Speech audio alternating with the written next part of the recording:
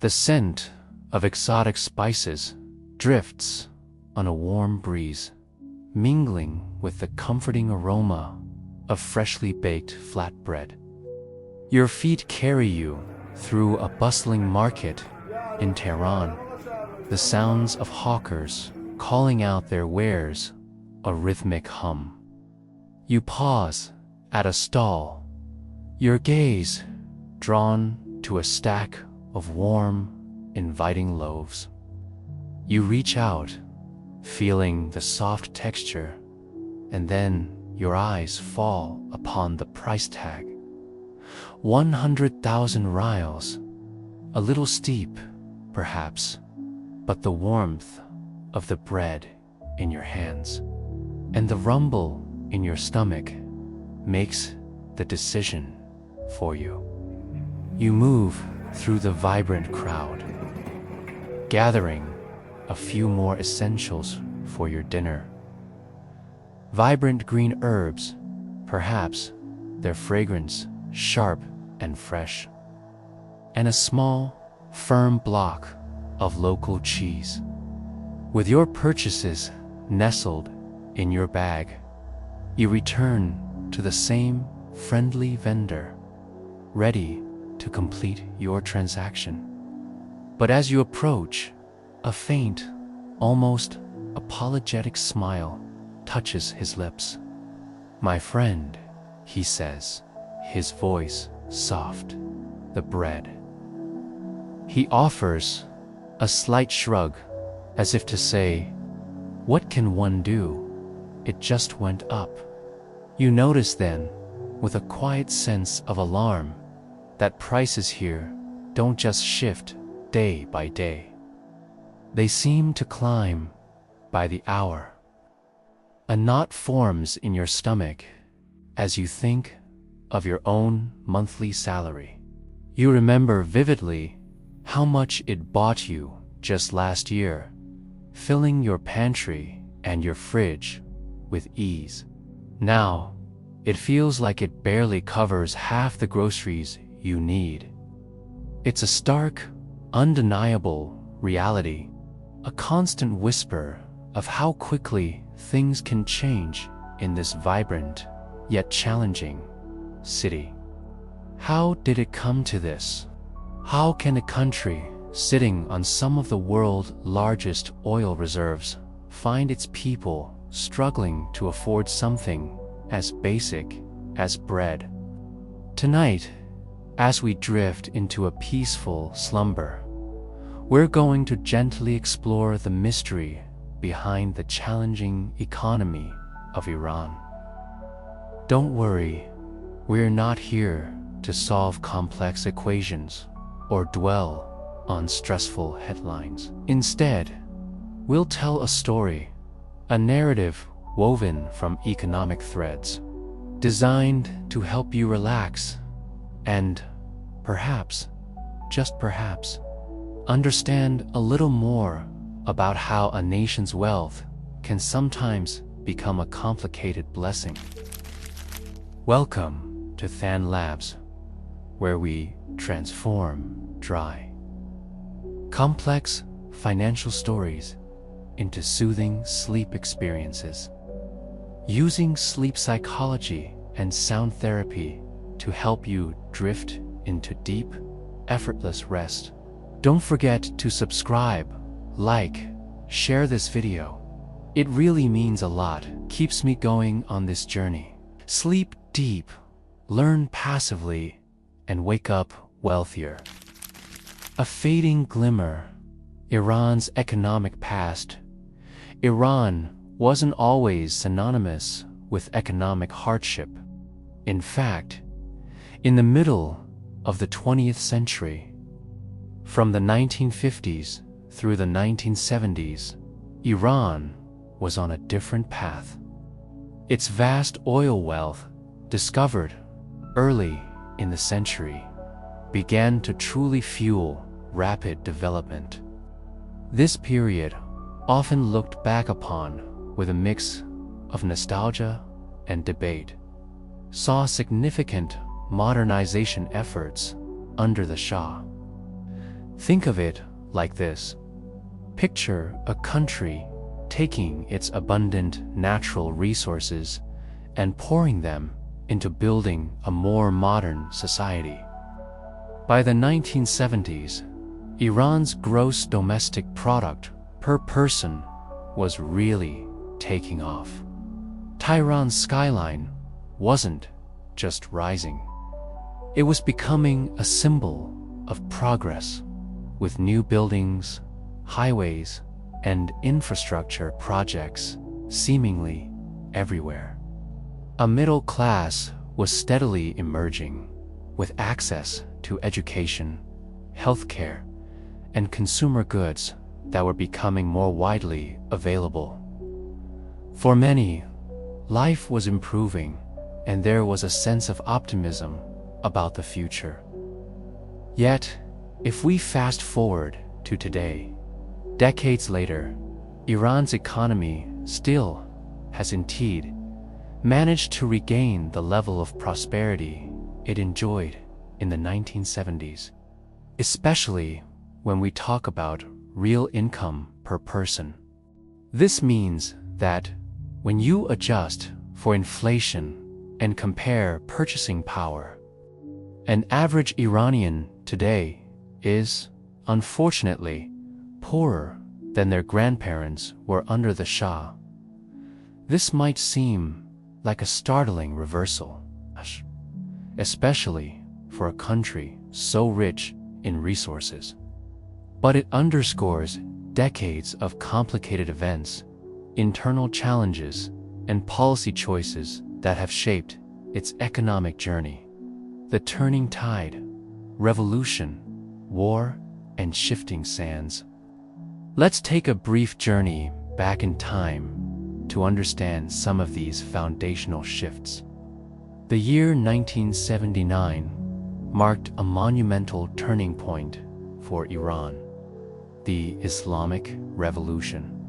This historic event overthrew the long-standing monarchy, and the new regime promised a new era of social justice, independence, and self-sufficiency for the nation. It was a time of immense hope and transformation for many Iranians, a belief that a new, fairer society was being built. However, the path forward proved to be incredibly challenging. The new regime's policies, designed to align with its revolutionary ideals, were put to an immediate and severe test. Just a year after the revolution, in 1980, Iran was plunged into a brutal 8-year war with its neighbor, Iraq. This conflict, which lasted throughout most of the 1980s, had a devastating impact. Imagine a country pouring all its energy and resources into a prolonged war. Infrastructure was destroyed. Finances were stretched to their absolute limits, and countless lives were lost. The scars of this war run deep, both economically and socially, even today. Throughout all this, oil remained, and still remains, the absolute lifeblood of Iran's economy. Historically, it has accounted for as much as 60% of government revenue and an astonishing 80% of Iran's exports. This heavy dependence on a single commodity meant that Iran's economy was perpetually riding a roller coaster of boom and bust cycles. When oil prices were high on the global market, money gushed into government coffers, allowing for various projects and expenditures. But when prices fell, or, as we'll discuss, when exports were restricted, everything stalled. The economic engine seemed to sputter, causing widespread ripple effects. Meanwhile, a significant demographic shift was also occurring. Iran's population grew dramatically, from about 37 million in 1979 to more than 90 million today. This rapid population growth, while signifying a vibrant young nation, added immense pressure on successive governments to create jobs, provide services, and generate economic growth. It's a huge task for any country, let alone one navigating war and political upheaval.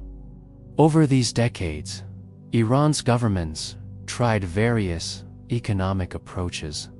Sometimes they leaned towards more socialistic policies, emphasizing state control and welfare programs. At other times, they experimented with privatization, trying to encourage private businesses and market forces. Often, these shifts happened without a consistent, long-term direction, leading to a kind of policy whiplash that made it hard for businesses and ordinary citizens to plan for the future. Crucially, Iran has been significantly constrained by international isolation. Following the 1979 U.S. Embassy hostage crisis, the United States imposed sanctions on Iran, and these restrictions, in various forms, have largely remained in place, never fully going away. Relations seem to briefly thaw with the 2015 nuclear deal, officially known as the Joint Comprehensive Plan of Action, when many international sanctions were eased in exchange for Iran limiting its nuclear program.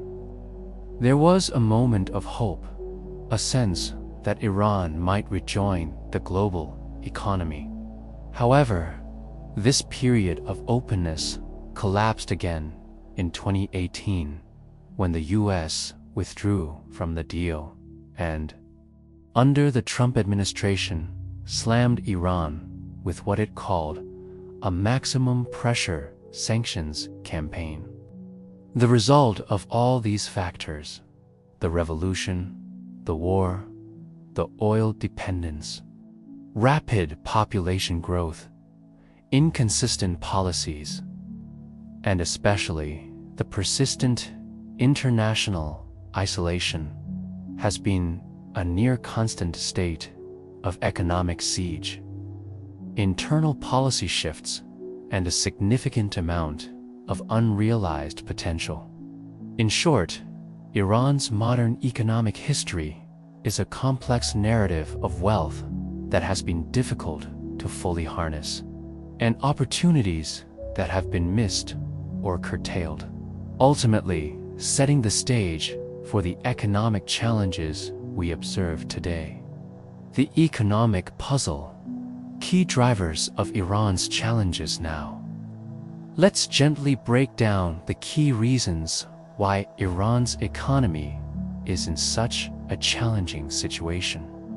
It's not one single problem, but rather multiple factors that intertwine, from foreign sanctions to internal issues, creating a complex web of economic difficulties.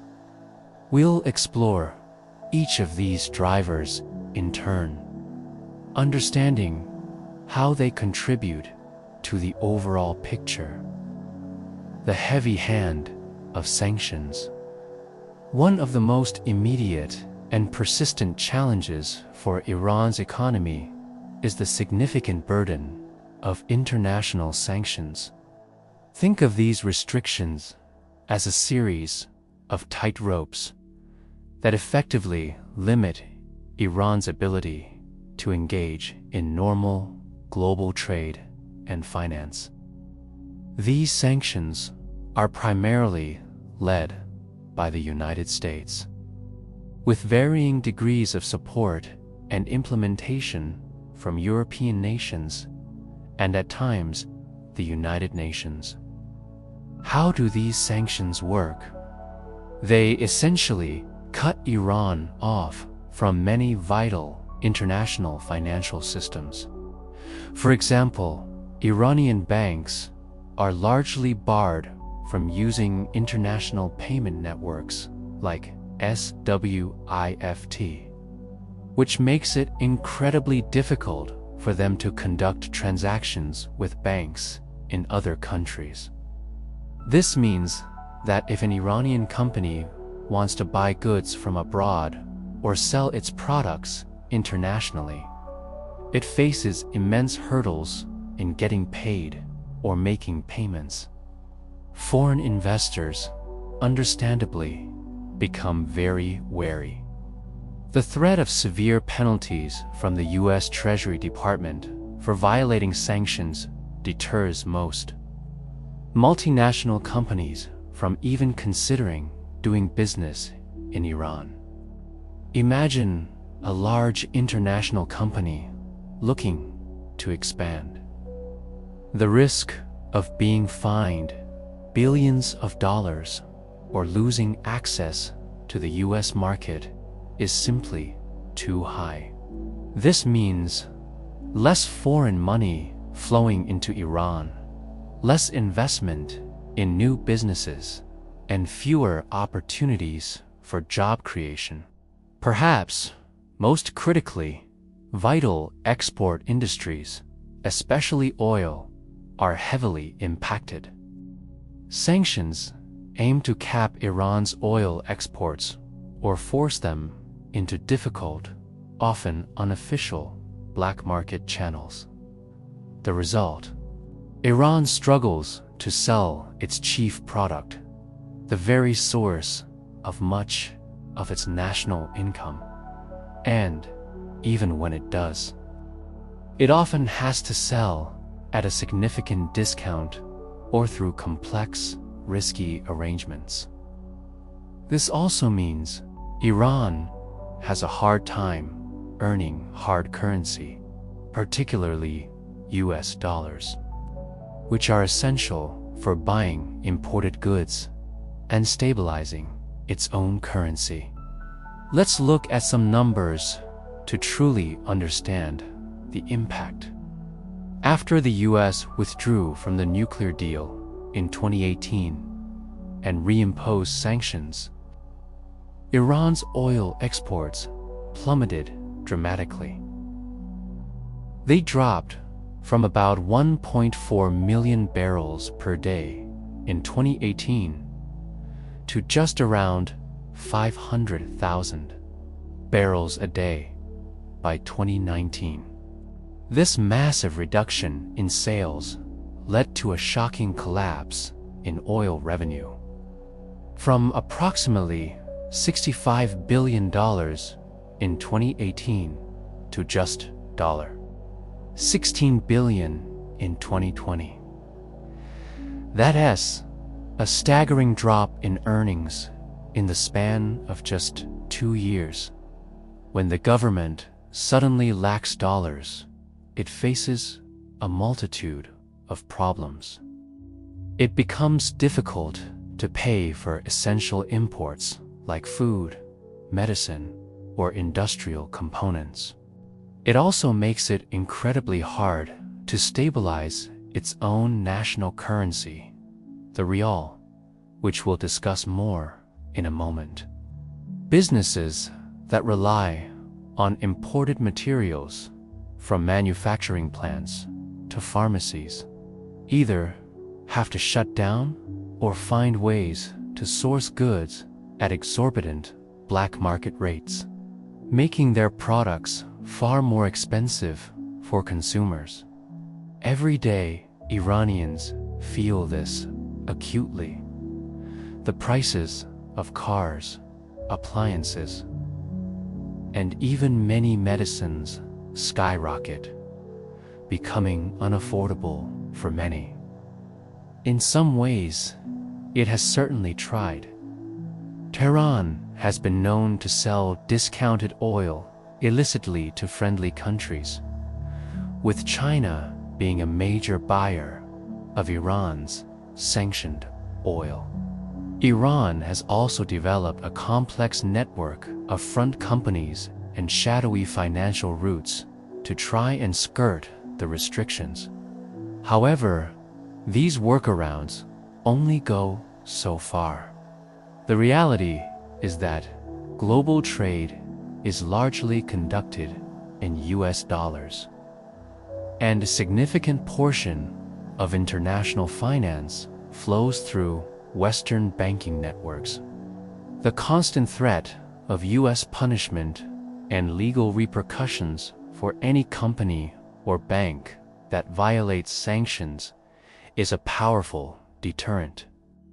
Most multinational corporations simply untouched. Iran with a 10-foot pole because the financial and reputational risks are too great. Even getting humanitarian goods like medicines or food into Iran can become incredibly tricky when major international banks refuse to handle Iranian transactions, fearing secondary sanctions. The net effect of decades of sanctions, particularly the maximum pressure campaign, has been a gradual, persistent squeezing of Iran's economy. Think of sanctions as a chokehold. It's not always immediately fatal, but it persistently restricts oxygen, preventing the economy from breathing freely and reaching its full potential. Iran's isolation has parallels with other heavily sanctioned states like Venezuela or North Korea. As long as the political standoff with the West continues over nuclear issues, regional policies, and human rights concerns, this economic chokehold isn't likely to loosen much. While sanctions have untotally crippled Iran, the country manages to limp along and adapt in various ways. They have certainly ensured it never runs at full speed. In essence, sanctions are a constant headwind, making every other economic problem the country faces that much worse, and making it incredibly difficult for the average Iranian to thrive. The resource curse, when blessing becomes burden, ironically, the very asset that should be Iran's greatest economic blessing. Its incredibly abundant oil and natural gas reserves has often been more of a curse. Iran sits atop the world's second-largest natural gas reserves and fourth-largest proven oil reserves. For decades, oil has been the undeniable cash cow, reliably feeding government budgets and fueling economic activity. But this heavy reliance on a single commodity can lead to what economists call the resource curse.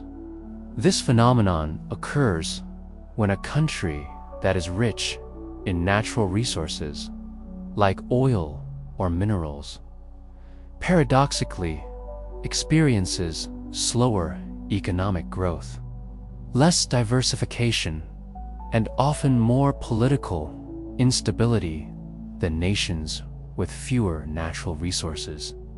When a country relies so heavily on exporting commodities, it can suffer from extreme volatility in its income and, crucially, a neglect of other vital economic sectors. Iran's experience is, unfortunately, a textbook case. During oil boom times, when prices were high and the money flowed freely, Iran's leaders often spent lavishly. They subsidized everything from fuel for cars to bread for families. While these subsidies provided immediate relief and political popularity, high oil revenue can breed complacency. Why bother diversifying the economy into manufacturing, technology, or tourism? Or why go through the politically difficult process of reforming the tax system to collect more revenue from other sources when petrodollars are raining down? It's easy to postpone tough decisions when there's seemingly endless cash coming in. Moreover, large, centralized oil income can also breed corruption. When vast sums of money are controlled by a relatively few hands, it creates fertile ground for mismanagement and graft. Decisions might be made not for the good of the economy as a whole, but to enrich specific individuals or groups. We can see comparative examples around the world. Combined with poor governance, led to severe economic ruin and a humanitarian crisis. While Iran hasn't collapsed to the same extent as Venezuela, it shows similar symptoms. A government budget that is perpetually at the mercy of volatile oil markets, and a noticeable neglect of industries outside the immediate oil sector. In fact, even compared to its Persian Gulf neighbors, Iran underperforms. Smaller states like the United Arab Emirates or Qatar also bank heavily on oil and gas. However, they have made significant investments in diversifying their economies into areas like tourism, aviation, finance, and even technology. They've also built substantial sovereign wealth funds, which act as massive rainy day savings accounts, allowing them to weather downturns in oil prices. Iran did create a national development fund to save some oil revenues during good years, aiming to shield the economy from oil price volatility. However, persistent economic pressures, particularly due to sanctions, mean that these savings often get tapped quickly to cover immediate government needs, rather than being preserved for long-term investments. So, oil, which should be Iran's ultimate gift, has become a double-edged sword. It has provided crucial funding for short-term growth and stability, but at the same time has sown the seeds of long-term instability by fostering dependence, discouraging diversification, and creating vulnerabilities to external shocks and internal mismanagement. The rial's rapid decline, a nation's savings evaporate. Few things illustrate Iran's economic challenges better than the story of its currency, the Iranian rial. Over the past decade, the rial's value has collapsed catastrophically against major international currencies, unleashing punishing inflation on ordinary people. This dramatic devaluation means that everything purchased from outside Iran, or anything made with imported components, becomes incredibly expensive. Let's put it into perspective. Just a few years ago, around 2018, $1 would buy you approximately 40,000 Iranian rials. Today, in mid-2025, that same dollar fetches well over 500,000 rials on the open market. In other words, the currency has lost more than 90% of its value against the dollar in less than a decade. This kind of freefall is devastating. It means that any savings held in rials are quickly wiped out. Imagine working hard for years, saving diligently for a down payment on a house or for your retirement, only to see the value of those savings diminish by 90%. It's an incredibly disheartening reality for millions of Iranians. And the impact isn't just on savings. Prices for basic goods in shops have climbed week by week, sometimes even day by day. We're talking about essential items like meat, cooking oil, rice, and even medicines. Official figures often tell only part of the story. But annual consumer inflation officially hit about 50% in 2023.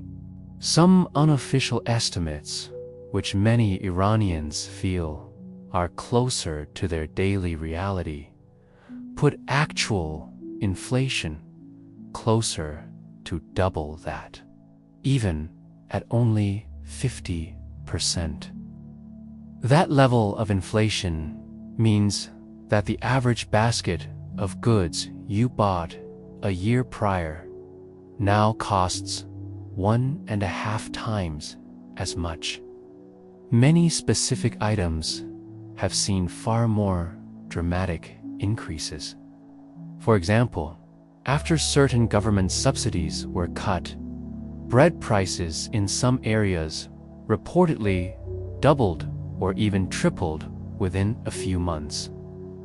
For families living paycheck to paycheck, or for those whose wages simply don't keep pace with these skyrocketing prices, this is truly devastating. Their purchasing power erodes at an alarming rate, making it harder and harder to put food on the table or meet basic needs. So, why did the rial crash so hard? One major culprit, as we've discussed, is sanctions, which have severely strangled Iran's access to foreign exchange, especially US dollars. When Iran can't freely sell its oil or access global banking systems, dollars become incredibly scarce within the country.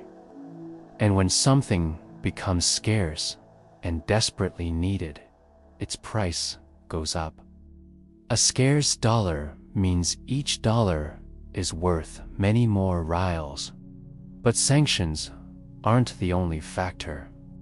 Iran's government has also resorted to printing enormous sums of money to finance its budget deficits, especially when it couldn't borrow money from abroad due to sanctions. Think of it like this: if you keep printing more and more money without an equivalent increase in goods and services in the economy, each unit of currency becomes less valuable. Pumping all that newly printed money or liquidity into the economy directly devalues the currency and fuels inflation. Combine that with a pervasive loss of public confidence.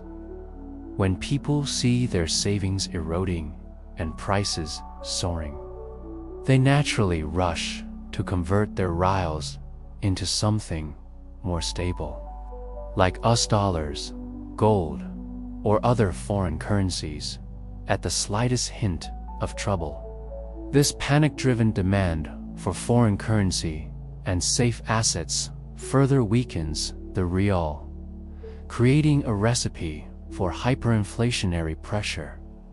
For years, the government tried various temporary fixes or band-aids. For an average Iranian, these currency fluctuations translate directly into hardship. Imagine your life savings, which you diligently put aside to buy a house or fund your retirement, suddenly being worth a tenth of what they used to be. It's a fundamental blow to financial security and trust. You might be wondering, can't the central bank simply halt the inflation? In theory, yes, by sharply raising interest rates, cutting the money supply, and restoring public confidence. However, Iran's central bank has limited tools and, crucially, limited independence from the government. Much of the inflation is structural. As long as the government continues to run large budget deficits and sanctions restrict vital foreign income, there is immense, almost unavoidable pressure to devalue the rial. In short, Iran is caught in a vicious cycle. A weak currency makes imports costly, which then fuels inflation. High inflation, in turn, drives people to ditch their rials for dollars or other assets, which further weakens the currency. It's a downward spiral that has pushed many people into poverty and made long-term financial planning nearly impossible. In cities like Tehran, it's not uncommon to see ordinary people speculating in currency or gold on the side, trying anything they can to avoid holding rials that lose value daily. The rial's collapse is both a symptom and a cause of Iran's broader economic malaise, continuously eroding trust in the economy and its future. The youth quake, frustration, unemployment, and brain drain stroll through any Iranian city. From the bustling streets of Tehran to the historic squares of Isfahan, and you'll encounter a striking demographic reality. Iran is a nation of young people. Roughly 2/3 of Iranians are under the age of 35. On paper, this should be an incredible asset. A large, energetic workforce poised to power the economy forward. Instead, a significant portion of these young people are either unemployed, stuck in low-quality jobs that don't match their skills, or, increasingly, looking for opportunities to emigrate. Officially, Iran's unemployment rate has recently been reported around 8 to 9%, which might sound like a relatively low figure, perhaps even a record low in some periods. However, this headline number can be very misleading and doesn't tell the full story.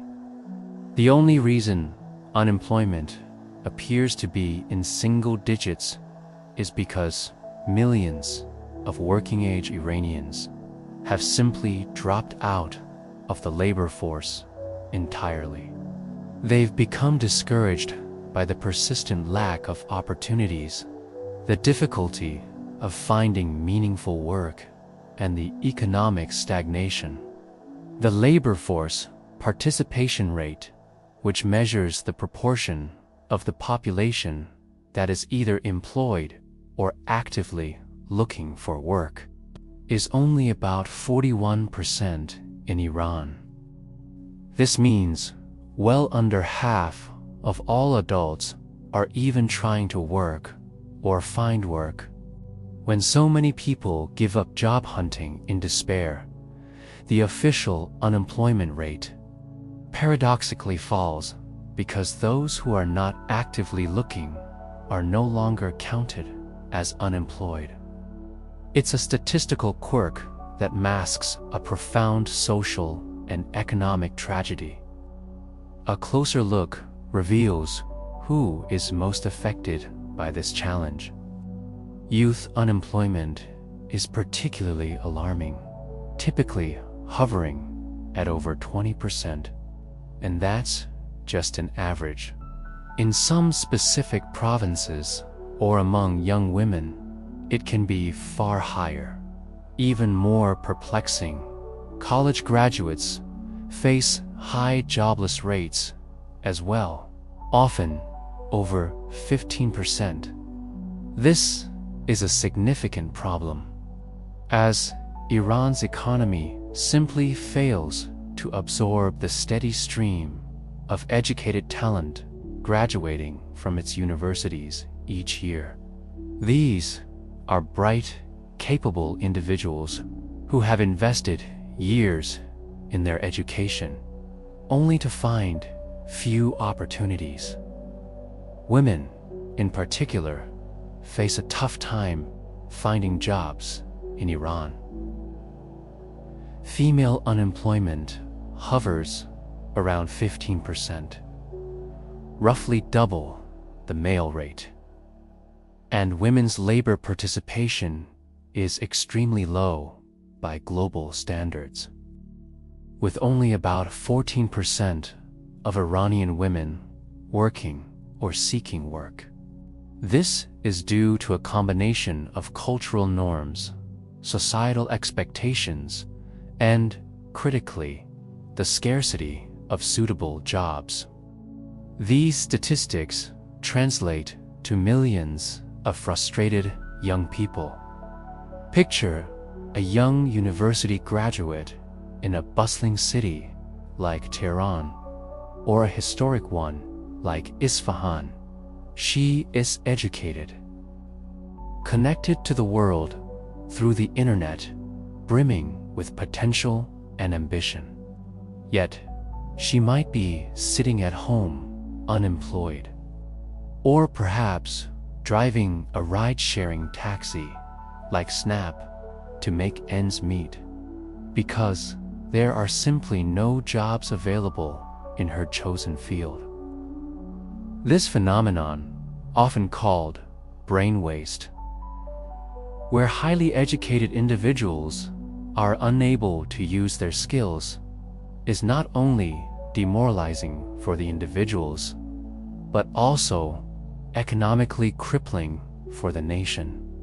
It means valuable human capital is being underutilized or lost. If you're thinking Iran can't be the only country with a youth unemployment problem, you're right. Much of the Middle East and North Africa struggles with this demographic challenge. However, Iran's case is particularly severe given its high levels of education. Nearly every family in Iran has invested significantly in higher education for their children. Iran's universities graduate large numbers of engineers, doctors, scientists, and other skilled professionals every year, raising expectations for employment that simply aren't being met by the current economic reality. You might be wondering why all these educated young people can't find jobs. The reasons are multifaceted. Lack of investment. The economy is starved of both domestic and foreign investment, largely due to the pervasive sanctions and the high level of uncertainty. Without new investment, new businesses aren't being created, and existing ones aren't expanding enough to generate jobs. Bloated state sector. Many state-run industries, which traditionally provided employment, are often inefficient, overstaffed, and tend to hire based on connections or loyalty rather than merit or qualifications. Stifled private sector. The true private sector, which is typically the engine of job creation in healthy economies, is stifled by heavy government involvement, regulations, and unfair competition from powerful semi-state entities, limited innovation and integration. Innovation is often stymied by censorship, lack of access to global technologies, and limited integration into the international economic system. This makes it difficult for Iranian companies to compete globally or to develop new job-creating industries. The bleak outlook leads many young Iranians to simply see no future for themselves at home. A telling indicator of this disillusionment in a recent poll, almost half of Iranians aged 18 to 29 said they would leave the country permanently if they could. This is a huge warning sign for any society. A generation losing faith in its own future and seeking opportunities elsewhere. This brain drain, where the best and brightest look abroad for opportunities, further weakens Iran's long-term economic prospects. The political will to make these powerful entities pay up is often lacking, as it would threaten established interests. When budgets are tight, often the first things to get cut are development spending and long-term investments, rather than, say, elite privileges or inefficient state enterprises. This short-termism further harms the country's long-term growth prospects. The political web, how governance blocks economic progress. To truly understand why Iran can't seem to right its economic ship, one must look closely at its unique political power structure. Iran's governance is, to say the least, complicated.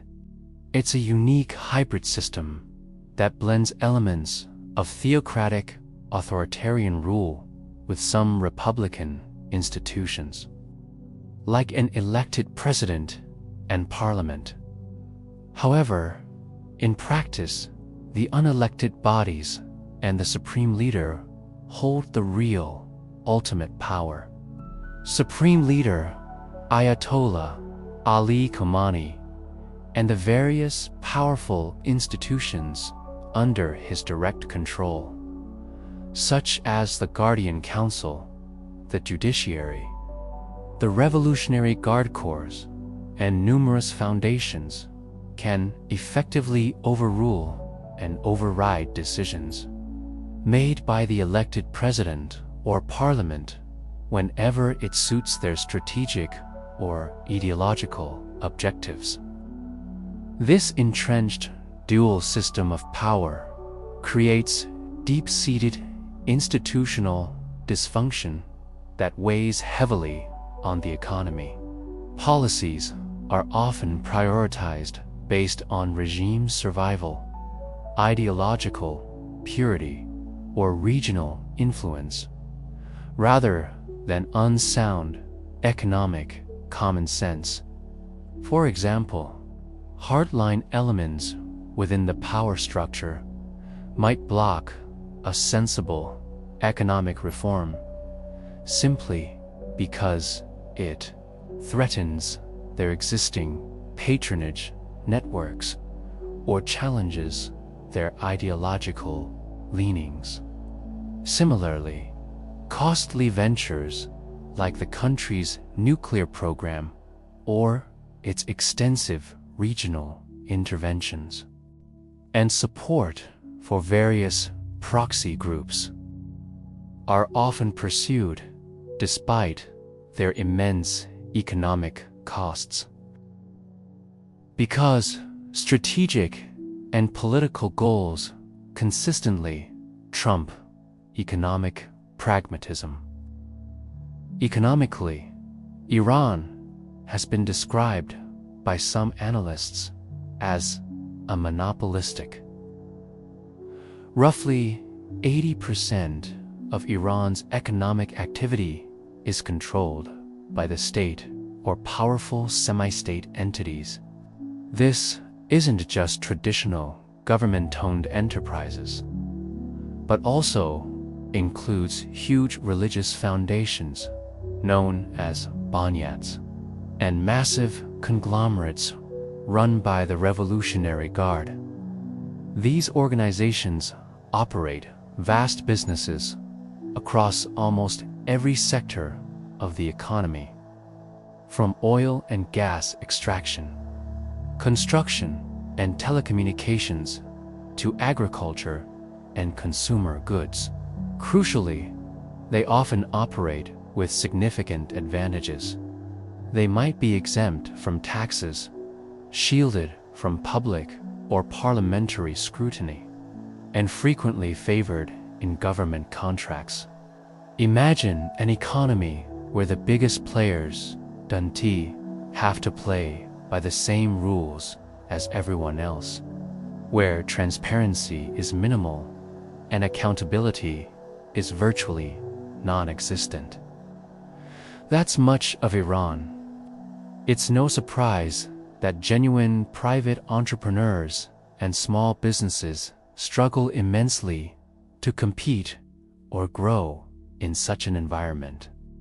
Many aspiring business owners end up being either co-opted into these powerful networks, buying favors and connections, or simply decide not to invest their capital or energy at all. Foreign investors, with their need for predictable legal frameworks and transparent markets, certainly take pause. Who wants to invest significant capital in a place where an unaccountable military-industrial complex can suddenly change the rules, seize assets, or snatch lucrative opportunities? This stifles innovation, reduces competition, and ultimately limits economic growth.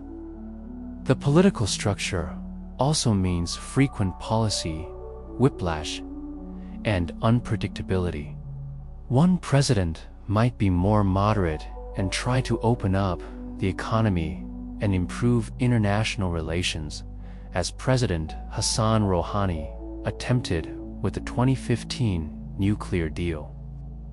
However, the next president, like the late hardliner President Ibrahim Raisi, the administration with ideological loyalists who often lack practical economic expertise. In Iran, technocrats, skilled managers, and economists are often viewed with suspicion by hardliners, leading to purges or sidelining of capable officials.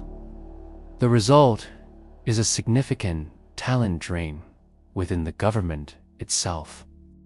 Ministries and state enterprises that once had experienced pragmatic managers are now often led by less qualified individuals, whose primary credential might be their loyalty to the ruling ideology.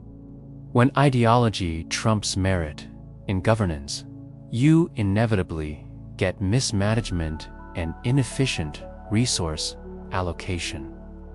A senior official might make critical economic decisions based on revolutionary slogans or political expediency, rather than sound economic principles. For example, instead of truly privatizing state assets to increase competition and efficiency, Iran has often engaged in what critics call pseudo-privatization, selling state-owned companies not to genuine private owners, but to other semi-state entities, often controlled by the Revolutionary Guard or various pension funds. This doesn't actually increase competition or efficiency. It just shifts ownership within the same state-controlled orbit. Why does this complex political setup matter so much for the economy? Because a healthy, thriving economy needs clear, consistent rules. A strong rule of law where contracts are honored and property rights are protected, and accountability for decisions. In Iran's case, powerful interests can bend the rules at will or simply operate outside them. If you're a business owner, this unpredictability is terrifying. Today, you might be doing well, but tomorrow, some revolutionary, Guard-affiliated firm might suddenly move into your market and undercut you. Or a new government directive might ban your imported product line because it's deemed non-essential or too Western. This uncertainty makes long-term planning and investment incredibly risky. There's also the issue of international relations. Iran's political ideology and its foreign policy often put it at direct odds with major global economic powers.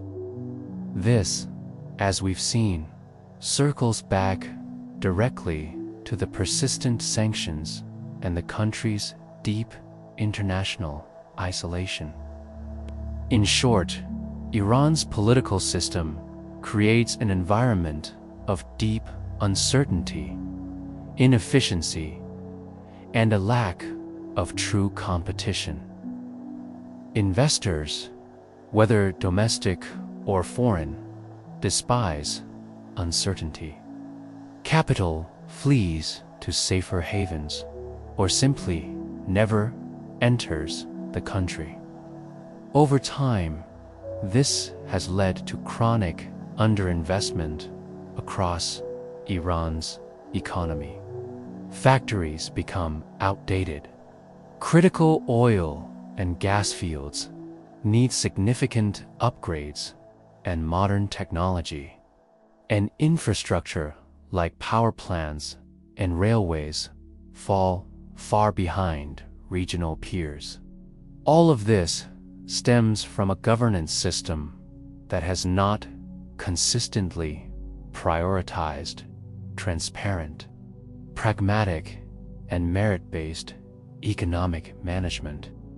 Unless Iran undertakes major political and institutional reforms, which the current regime is very reluctant to do, as it would challenge their power and control. This fundamental dysfunction will continue to act like sand in the gears of the economy, preventing it from truly flourishing. Looking ahead, the path to economic dreams.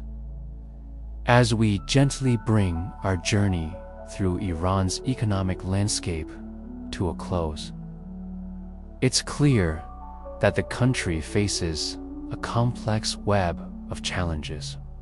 From the suffocating grip of international sanctions and the doubled sword of oil wealth to the crippling effects of inflation and unemployment among a vibrant youth, and the profound impact of its unique political structure, each factor plays a significant role. The future of Iran's economy, like any complex story, is still being written. Any significant positive change would likely require a combination of factors: a sustained easing of international sanctions, which would depend on political agreements and a reduction of regional tensions.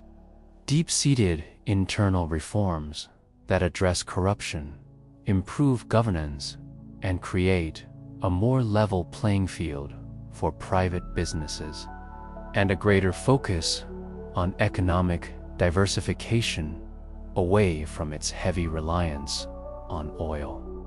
However, these are not easy paths to take. The political will for such reforms, especially those that might challenge entrenched interests, is often difficult to muster. And the geopolitical landscape is constantly shifting, making long-term stability and predictability hard to achieve.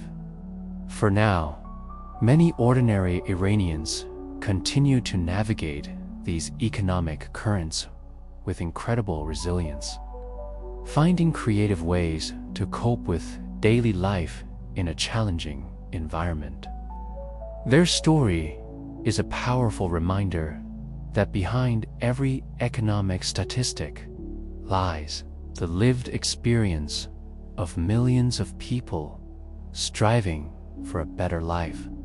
As you drift off to sleep, perhaps you can reflect on how interconnected our world is, and how economic realities in one part of the globe can be shaped by a fascinating, sometimes frustrating, mix of history, resources, and policy.